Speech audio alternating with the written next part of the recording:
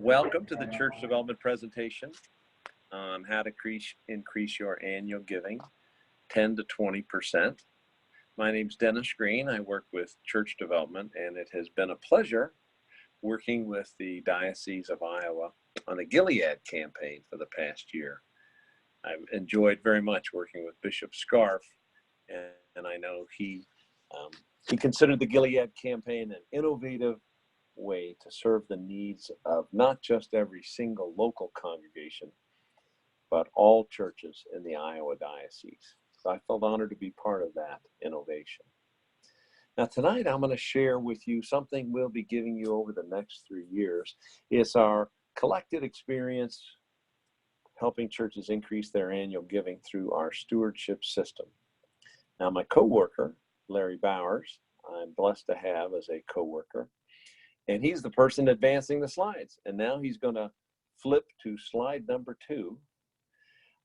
In the middle, you see that way and place to enroll in receiving the stewardship system materials. You can go to church-development.com and click on our resources and start receiving monthly materials in your inbox. It's both information for you as a church leader and for your people, for them to better understand the nature of stewardship. Our next webinars are September 5th and September 3rd, both at 7 p.m., where we'll just be downloading, giving you lots more information.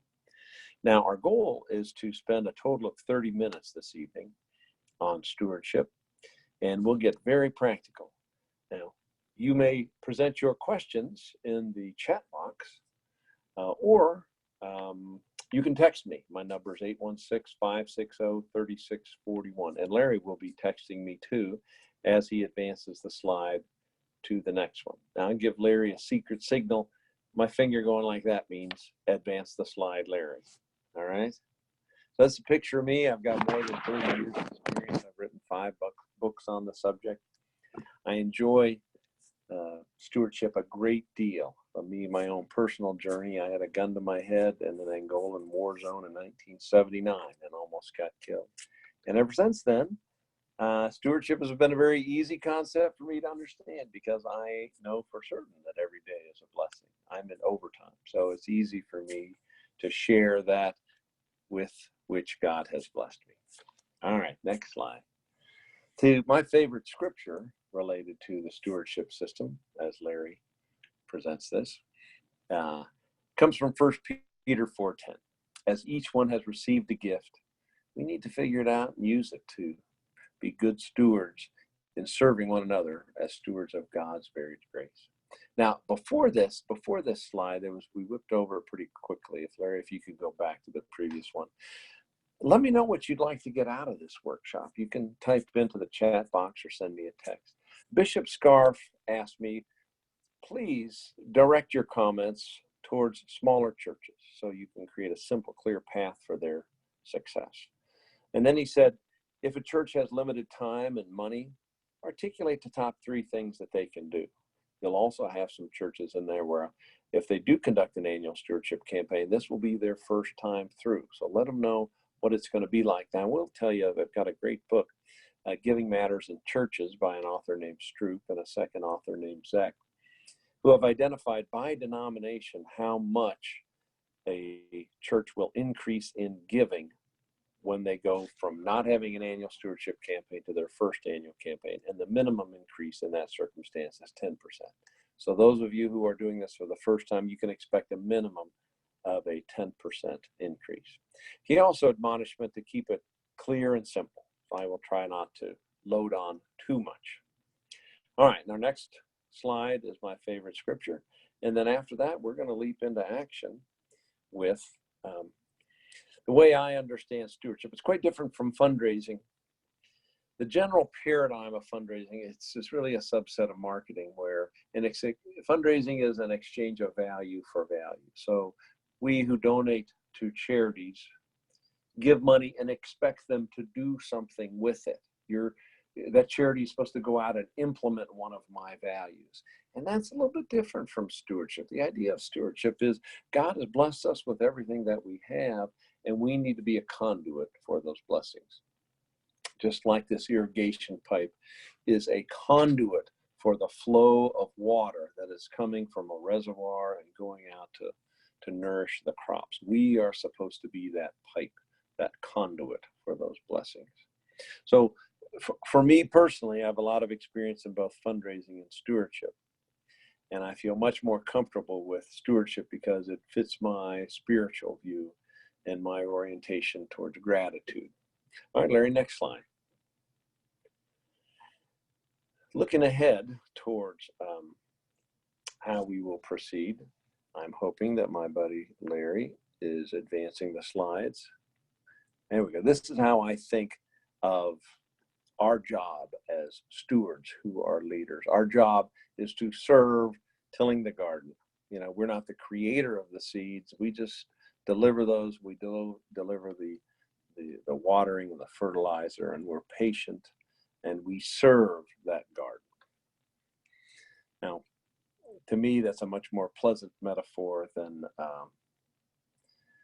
being a cowboy. I'm not quite so comfortable with round them up and brand them. All right, Larry, next slide.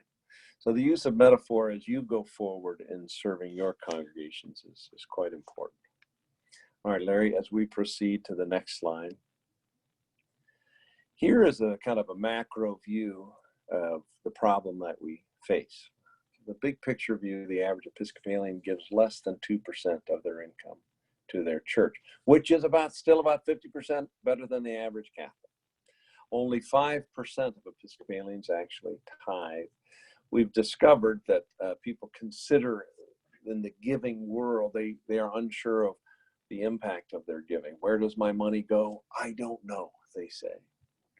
In general, people don't think of their giving as a response to God's blessing them. In general, people are uninvolved where their donations go.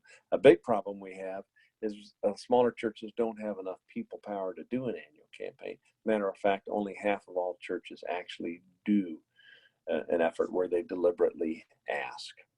Now, even among those half the churches that do ask, most of them do not ask people to make a pledge.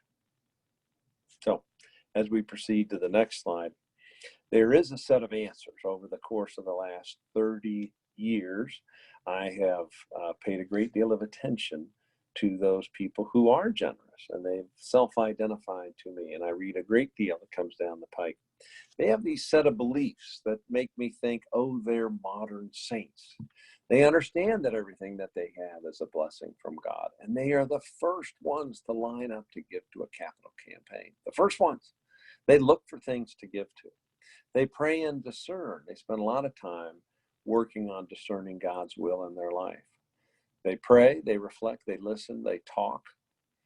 It's an important and a source of meaning in their lives. They like to be involved in the decision making about where their money goes. They see the church as a definition of themselves. They're within the fabric of a church.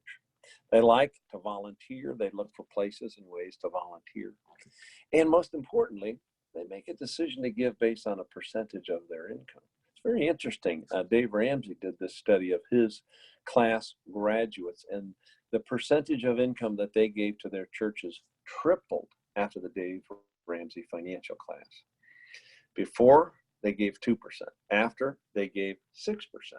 And when he dug in to discover why, what he found out is the minute they make a deliberate decision, their generosity increases dramatically. So that's one of the things we're going to do in this annual campaign, is ask people to make a deliberate decision based on percentage. Now, as Larry's advancing the next slide, that research comes from a guy named Zech, Z-E-C-H, at Villanova University. He wrote a great book, which I encourage you to read, Why Catholics Don't Give.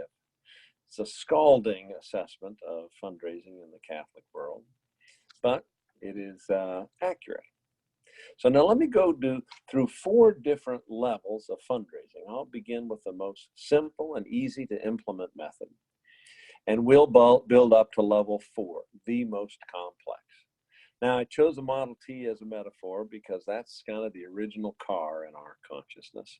It was a heck of a lot better than a horse and much more flexible than a train. So it's good, Okay, and in its time, it was wonderful.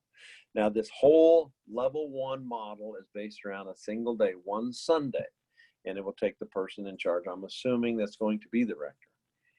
8 hours of preparation. And what are you going to do in that time? Well, you've got to do a couple of announcements that we will have a commitment Sunday, and you've got to let everyone know the day. And when the day is there, first thing you got to do is thank people for their past generosity. Let them know the human impact of their giving. I suggest you give them a piece of paper that's there. Maybe it's part of the Sunday bulletin that says, in the past year, here's the impact of your generosity and your volunteering. And thank you so much for that. You've also got to say in that sermon, you got to give them a scriptural basis. I am in love with 1 Peter 4:10 that just really carries well the idea that God has blessed us with everything. And it's up to us to figure out how to be a conduit for that blessing. Then that clergy person has got to make the ask. Hold up a pledge card and say the words, please make a pledge for the upcoming 12 months. Think about giving a percentage of your income for the year ahead. And I've got one. I'll give you for free a template. You sign up for Stewardship System.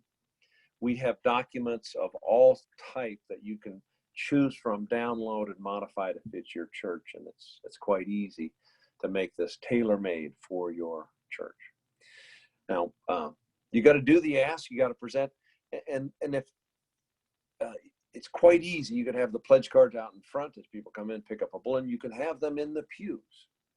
Request that they fill it out now and turn it in the basket, and please let them know that there will now be a lay speaker who will talk for 3 minutes about stewardship. And that is the time that it will be required to take your pen, which is also in the pew, pick up the pledge card, and fill it in right now. So introduce your lay speaker. The lay speaker comes up. Probably be a good idea if it was somebody who was on the vestry, who could speak easily about what I love about this church and what stewardship means to me. Okay, that is the most simple level. It is not offensive. You explain we need to have pledges so that we can plan ahead. But the most important idea is this giving, this act of giving back to the church is a response. It is a disciple's response to what God has blessed us with. All right, now we're done with level 1. I'm going to shift to the next slide, level 2, which is just a little bit more complex. And I've chosen the metaphor of the Volkswagen Beetle for level 2 on the next slide. Larry, if you would advance the slide, please. So this level 2, I've chosen the metaphor of the Volkswagen Beetle. And I like the Volkswagen Beetle. And I'm hoping Larry will, there we go. I once, as a young person, drove a Volkswagen Beetle from San Diego to Kansas City. It was a 1963 Volkswagen Beetle, a lot like the one pictured here. I'm not sure I could do it today. It was brutal. It's better than a Model T, but with no air conditioning, and it would only go about 50 miles an hour. It was a challenging long haul. Now, in this, I'm proceeding on the basis that you can get one single volunteer to help you out. Now, we'll equip you with all the resources that you need to be a success with the stewardship system. It is free. And you can download materials and guides and calendars and checklists, sample newsletter, solicitation letter, pledge card. Now, in this, I'm proposing that you mail out a newsletter that tells people what to expect, and it has stewardship education. And it serves the function of the annual report, celebrating all the good that we've done in the past year. And we express gratitude for them volunteering and sharing their funds with the church. So we'd like to mail that out in advance. In this circumstance, the rector would not speak on Commitment Sunday, but it would be 1 week before. And in that sermon, it would have all the same components as the level 1 sermon, with this difference, that bullet right there. Next week is Commitment Sunday. Please take the week ahead and pray and discern about it. We're still going to ask for a percentage of their income. But your request is please bring your pledge card in next week. And next week, we'll do something very similar to level 1. You'll have the lay speaker that will hold up the pledge card and say, now's the time to turn in your pledge card. If you didn't bring one, there's a pledge card in the pew in front of you with a pen. As I speak, please pick that up and fill out your pledge card right now. Now we're going to do a little extra work in this. We're going to mail out a second letter with a pledge card to those who did not pledge. Now, as Larry advances this to the third level, we get a little more complex. There's a little more work that goes into this.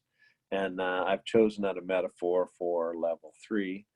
My old trusty Toyota Camry, which has been my favorite car for decades. So Larry, as you advance the slide to level 3, you know, a Toyota Camry, my 2000 Toyota Camry with about 200,000 miles, was about the greatest car ever. It would take me anywhere at a tremendously modest price. And the 200,000 miles I got out of that got me, I think it ended up costing me about 12 cents per mile, which was pretty incredible. Now, it's obviously we're having a little technical difficulty. Larry has not yet advanced the slide to level 3. And so I shall text him thusly about the slide is not advancing. But, oh, I see Larry says that he is advancing on my screen. Okay, so he is advancing even though I might not see it. Okay, so I'm assuming that you, my friends, can see this, and the slide is advancing. And level 3 I've chosen as the metaphor to be the Volkswagen, that's Model T, the Volkswagen, and then the Toyota Camry, because the Toyota Camry is a model of technological marvel. And in this, I'm hoping that you can devote 30 hours over the course of 3 months to prepare to conduct the annual campaign. That there would be stewardship system bulletin inserts. And I'm hoping that you've got a lay leader who can do the work, but we would equip you with everything you need through the stewardship system. We will give you bulletin inserts that you can use every month. Actually, we'll provide you year-round bulletin inserts, and you can use them year-round or just for these 3 months as you see fit. But there would be the newsletter we talked about in level 2, the solicitation, the pledge card in advance, all prepared to send out. And then we would have an engagement event. We propose that you do a gratitude Sunday in which you communicate, you express your gratitude as the leader to all those who have shared their funds and their time to make the church work. Now, we suggest that that be a potluck after church and that the rector be very deliberate in expressing one's gratitude. And that is where I would hand out that one-page piece of paper that says, boy, together we got a lot done. Look at all these magnificent things we have done. Now, the research related to this comes from the research on persuasion, and the author's name is Caldini. And the dynamic, he calls the dynamic of reciprocity. So if I begin by gratitude, it is it's almost like a biofeedback loop. They understand, it's kind of like active listening, I guess. They understand that they have done something, there has been a positive impact, and now I have gratitude for that. So the donor, the volunteer, has that sense, that great heightened sense of self-awareness of the impact that they had, and they become aware that they're part of the social fabric of a church through which many people have done the exact same thing. Now, the sermon a week in advance is just like the level 1 and level 2 sermons. And on Commitment Sunday, you have a lay speaker that says the same things we advise in 1 and 2.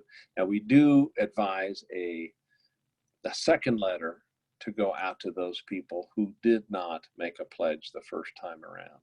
So in Model 3, we call this good. It's not great, but it's good. A Camry is a heck of a lot better than a Volkswagen Beetle. We're going to invest a little bit more time, raise awareness a little bit, express our gratitude, and do a little bit of follow-up. Now, believe it or not, that second follow-up letter is enormously important. I would encourage you to say something from the pulpit that announces success 2 to 3 weeks after Commitment Sunday, and then announces the fact that we will be doing a second follow-up, and one should communicate how successful we have been so far, and it should complete the message basically.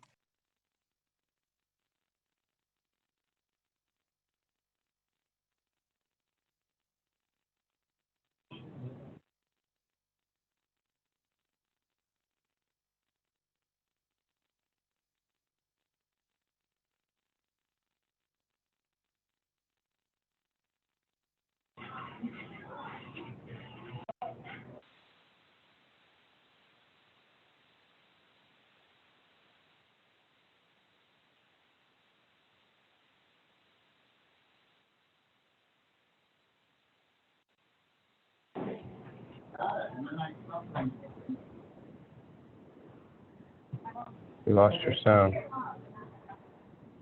We lost your sound.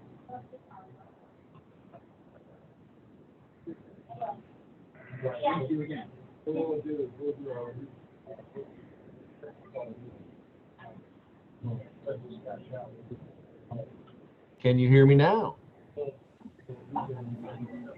Can you hear me now? Yes, we can hear you now. Okay. Thank you very much, Matt. Forgive me for the technical difficulties, and thank you for your feedback.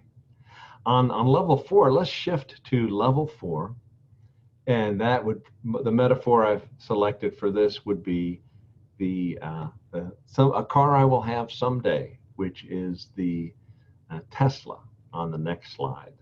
And I've chosen that because this device has 400,000 miles on it, which is just magnificent. And if one could get 400,000 miles out of a car, that means your cost per mile would only be 9 cents per mile. Someday I'll have enough money to buy a Tesla. I think they're now, you get one for $36,000, and a Toyota Camry costs $24,000. So they're about 50% more expensive than a Camry. But I would consider it if it would reduce my cost per mile to 9 cents. So level 4 of a stewardship system costs more, but it is much more economically efficient. So in this, I propose that you have a stewardship team, a group of volunteers who would oversee stewardship in the church. And they would have monthly meetings, just like a finance committee or any other ministry team.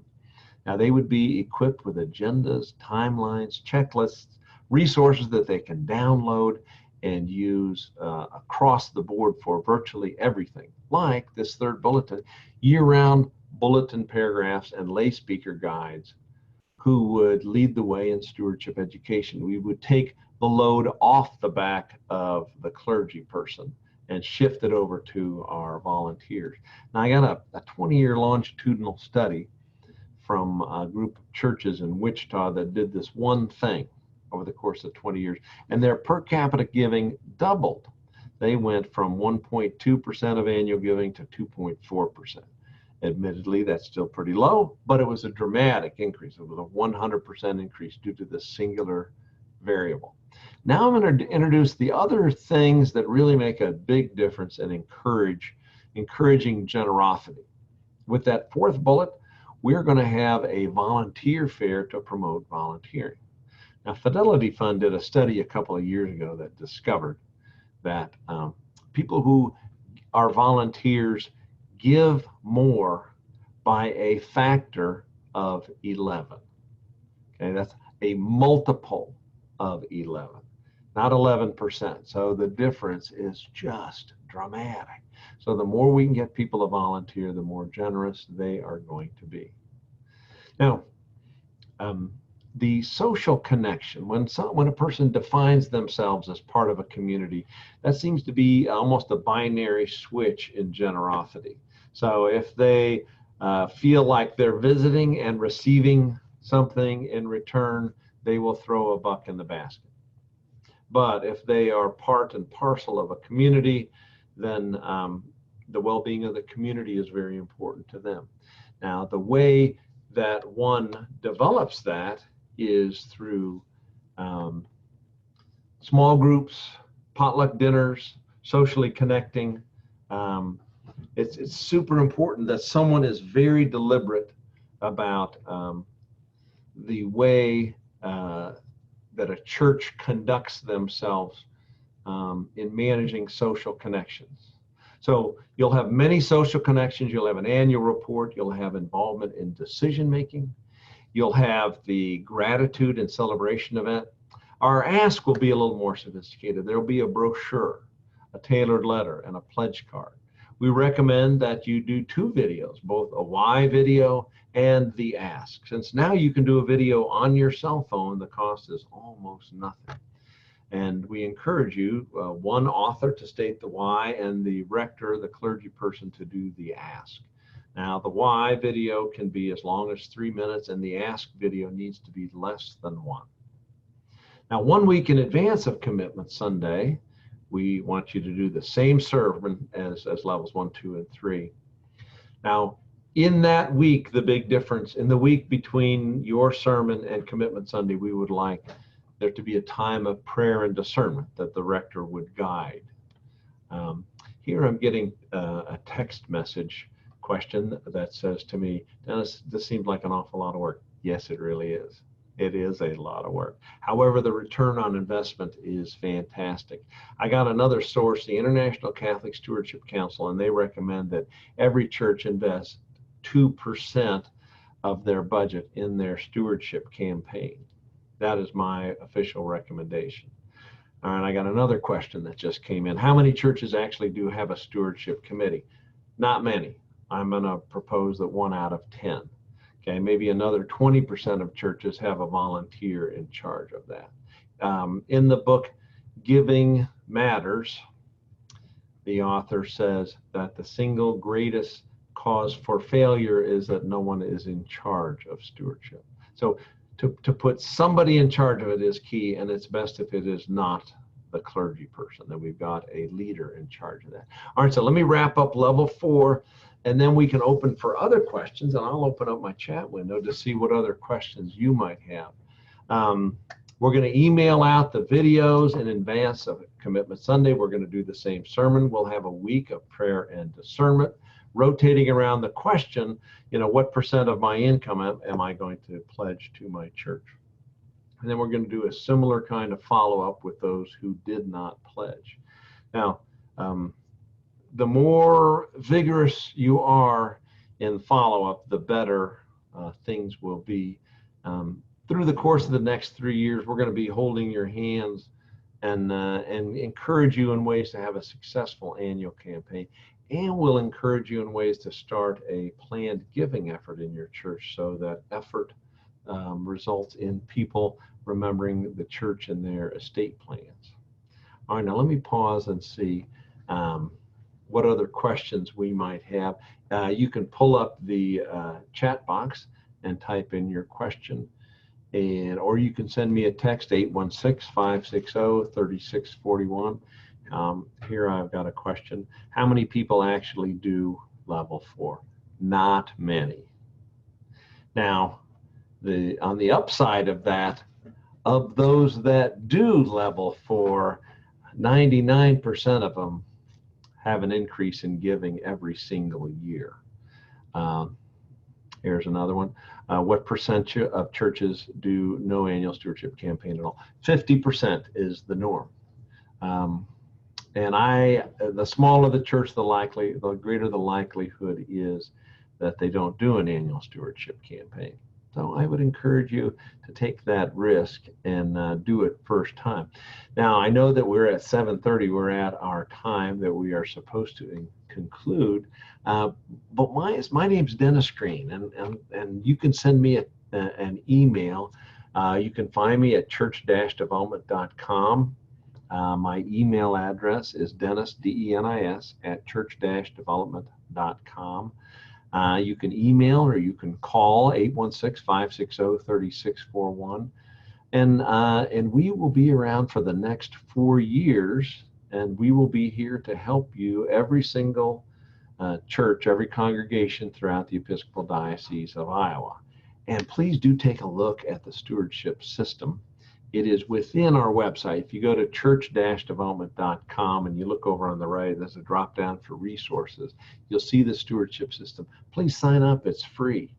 And it works. Our norm, we've helped more than 200 churches through their capital campaigns, and we give away the stewardship system to those churches.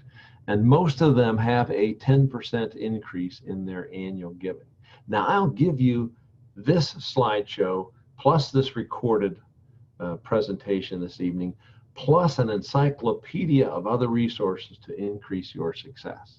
Now, we have about another 20 slides within this presentation that takes level 4 to the depth of minutia, which would put anyone to sleep. But that is for you, and I welcome you to dig in when you receive this in the email. Thank you very much for joining me, and God bless you. I only wish the best for the people of the Episcopal Diocese of Iowa. Thank you very much, and good night.